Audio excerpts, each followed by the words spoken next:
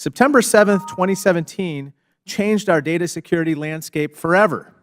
That was the day that Equifax announced that it had exposed the Social Security numbers and other sensitive information of nearly half of all Americans. Specifically, 148 million Americans had their sensitive information exposed. That event educated many people for the first time about CRAs and the huge amounts of sensitive information that they hold. What people still may not know is how many more of these companies exist in America. The Consumer Financial Protection Bureau, or CFPB, estimates that there are more than 400 CRAs today. Criminals want access to the treasure troves of data that CRAs hold. They want that information so they can open fraudulent accounts and run up debt in the names of innocent people. In studying this issue, I was deeply saddened to learn about one Illinois resident whose credit was so badly damaged by identity theft resulting from the Equifax breach that the person was denied both employment and housing. This is but one example illustrating the extreme and decades-lasting implications of allowing people's Social Security numbers, birth dates, addresses, driver's license numbers, and credit card information to be exposed to cyber criminals. And again, I want to let this sink in. This one particular breach with regard to Equifax has the potential to cause extreme harm to nearly half of the population, or 148 million Americans. A year and a half has passed since the Equifax breach, and the causes of that breach have been investigated and exposed. Moving forward, it's our job in Congress to help prevent future data breaches and to prevent more Americans from having their sensitive personal information compromised. Through the Gramm-Leach-Bliley Act, otherwise known as GLBA, Congress directed the Federal Trade Commission to implement data security rules for CRAs.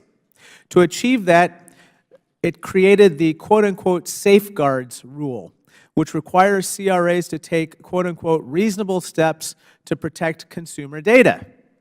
But the FTC has limited recourse against a CRA that violates the safeguards rule. It cannot seek penalties for first violations, and the FTC can only seek monetary compensation for consumers if they have identified a specific harm. Because the negative effects of a breach can often take years to surface, it is extremely difficult to reduce this harm to a single dollar amount. CRAs also hold huge sway over the lives of consumers. The information they control could determine if someone gets a loan, a job, insurance, or a home. Yet, CRAs are not accountable to those same individuals. If consumers dislike a CRA, they cannot hold them accountable by taking their business elsewhere. But Congress can and should hold CRAs accountable by giving federal watchdogs the tools they need to make CRAs care more about data security. Failure to implement proper data security must cost CRAs more than investing in good security to prevent a breach. That is why today, Senator Elizabeth Warren and Chairman Elijah Cummings released a proprietary report by the Government Accountability Office, the GAO, which we will closely examine in this hearing. In this new report, GAO has recommended giving the FTC penalty authority for first violations to prevent breaches and to protect data security. This is a nonpartisan analysis, and in fact, Democratic and Republican FTC chairmen have called for increased penalty authority for first-time violations, including the current FTC chairman, Mr. Joseph Simons. Enhancing FTC penalty power to enforce data security follows the model set by regulations in the banking industry. There, so far, knock on wood, we have avoided the types of large, harmful data breaches that brought us here today. Simply put, GAO does not think that the current regulatory system is strong enough to get CRAs to improve their data security. So far, many CRAs have been able to internalize the profit off of consumer data, externalize the risk, and leave consumers holding the bag.